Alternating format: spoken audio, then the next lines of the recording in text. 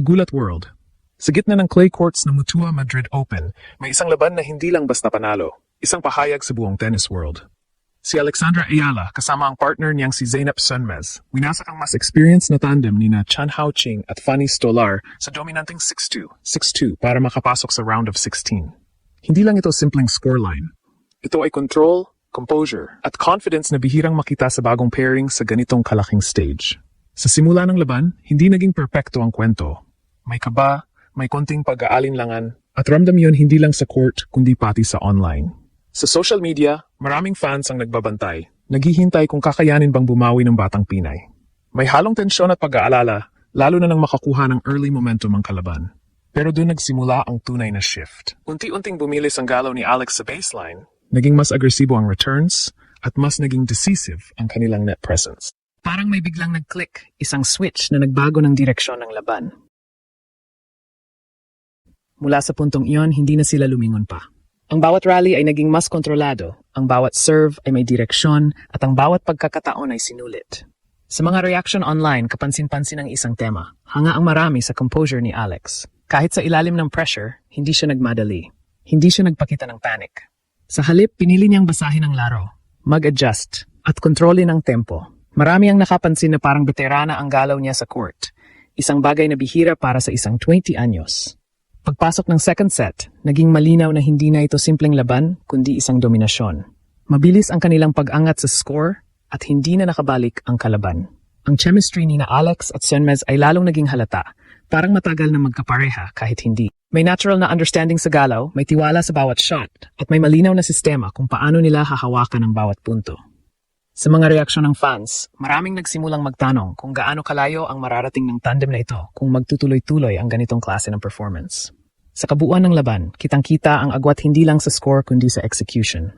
Mas maayos ang service games, mas epektibo ang returns, at higit sa lahat, mas clinical sila sa mga crucial moments. Hindi nila sinayang ang mga pagkakataon. Bawat breakpoint ay naging oportunidad na ginawang puntos. At sa ganitong klaseng efficiency, mahirap talagang makabalik ang kahit sinong kalaban. Ngunit higit pa sa technical na aspeto, ang panalong ito ay may mas malalim na kahulugan. Ipinapakita nito ang evolution ni Alex bilang isang kumpletong manlalaro. Sa singles, kilala siya sa kanyang baseline control at strategic play. Ngunit sa doubles, ipinakita niya ang ibang dimensyon, ang bilis ng decision-making sa net, ang awareness sa positioning, at ang kakayahang makipag-communicate at mag-adjust kasama ang partner. Ang ganitong versatility ay isang malinaw na indikasyon na siya ay hindi na lamang prospect, kundi unti-unting nagiging tunay na contender. Sa mga reaksyon online, marami ang nagsasabing nag-iiba na ang tingin nila kay Alex. Hindi na siya simpleng racing star na may potensyal. Nakikita na siya bilang isang player na kayang makipagsabayan sa mataas na antas ng kompetisyon. At habang patuloy siyang umaangat sa rankings, ang ganitong performances sa doubles ay lalo pang nagpapalakas ng kanyang overall profile sa WTA. Sa huli, ang 6-2, 6-2 na panalo ni na Alex at Zeynep ay higit pa sa isang resulta. Ito ay kwento ng pag-adjust matapos ang hindi perpektong simula, kwento ng chemistry na nabuo sa gitnang pressure, at kwento ng composure na hindi pangkaraniwan para sa kanyang edad. Habang umaalingaw-ngaw ang palakpakan sa Madrid, malinaw na hindi lang Spain ang natuwa sa ipinakita nila.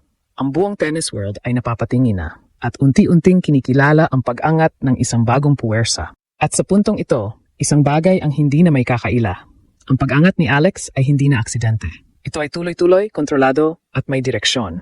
At kung ito ang simula ng kanyang kampanya sa doubles sa Madrid, mas malaki pa ang posibilidad na may mas matinding eksena pang darating sa mga susunod na laban. Sa mas malalim na analysis, ang panalo ni na Alex at Zeynep sa Mutua Madrid Open ay hindi lang simpleng upset o magandang araw sa court. Ito ay isang malinaw na indikasyon ng tactical maturity at mabilis na adaptation sa doubles format. Kung titignan ng maigi ang daloy ng laban, makikita na ang pinaka-key factor ay ang kanilang ability na mag-adjust matapos ang early pressure. Ang doubles ay isang laro ng positioning, anticipation, at split-second decision-making, at dito lumutang ang strength ng kanilang tandem. Unang layer ng analysis ay return game dominance. Sa doubles, ang return ang isa sa pinaka-crucial na aspeto dahil ito ang unang pagkakataon para sirain ang serve ng kalaban. Sa laban na ito, naging aggressive si Alex sa returns. Hindi lang basta ibinabalik ang bola, kundi actively hinahanap ang weak zones ng kalaban. Ang strategy na ito ay nagresulta sa madalas na pressure sa service games ni na Chan at Stolar. Kapag ang returner ay may ganitong confidence, napipililitan ang server na mag-take ng risks na kadalasan humahantong sa errors o predictable placements. Pangalawang layer ay net control. Sa modern doubles, ang team na may mas mahusay na net presence ang kadalasang nananalo. Dito naging critical ang coordination ni na Alex at Sunmes. Hindi sila sabay-sabay umaatake ng walang plano. Malinaw ang kanilang spacing at role assignment. Kapag si Alex ang nasa baseline, si Sunmes ang nagko-cover ng net at vice versa. Ang ganitong structured movement ay nagbigay sa kanila ng consistent advantage sa mid-rally exchanges. Sa maraming puntos, makikita na ang kalaban ay napipilitang mag-hit ng low percentage shots dahil sarado ang angles sa net. Pangatlong layer ay serve efficiency at point construction. Bagamat hindi sila overpowering sa serve, naging effective sila sa placement at variation. Ang mataas na first serve percentage ay nagbigay sa kanila ng control sa simula pa lang ng bawat punto.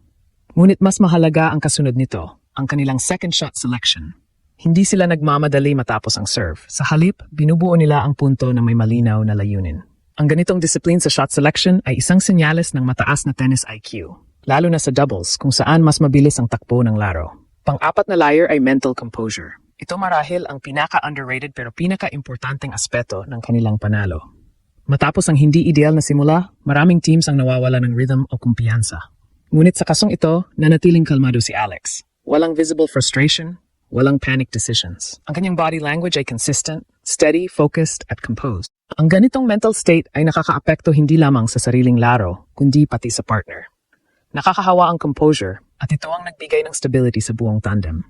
Panglimang layer ay chemistry development. Kahit hindi pa sila matagal na magkapareha, malinaw na may natural synergy sina Alex at Sunmes. Ang ganitong chemistry ay hindi lamang tungkol sa communication, kundi sa instinctive understanding ng galaw ng isa't isa. Sa doubles, mahalaga ang trust. Ang paniniwala na sasalo ang partner sa tamang posisyon at oras. Sa laban na ito, kitang-kita na mayroon silang ganitong level ng tiwala na kadalasang nabubuo lamang sa mga established pairs. Sa mas malawak na perspektibo, ang performance na ito ay may implikasyon sa long-term development ni Alex. Ang exposure sa high-level doubles play ay maaring mag-enhance ng kanyang singles game. Ang improved net skills, faster reaction time, at better court awareness ay transferable skills na pwedeng magbigay sa kanya ng edge laban sa top-tier singles players. Maraming elite players ang gumagamit ng doubles bilang training ground para sa all-around improvement at mukhang ito rin ang direksyong tinatahak ni Alex. Gayunpaman, may mga aspeto pa rin kailangang bantayan. Ang consistency sa serve, lalo na sa pressure moments, ay magiging critical sa mas mahihirap na laban. Gayun din, ang ability na mag-adjust laban sa mas established doubles teams na may mas refined systems ay isang susunod na test. Habang papalalalim ang torneo, tataas din ang kalidad ng kalaban at dito masusubok kung sustainable ang kanilang current level of play.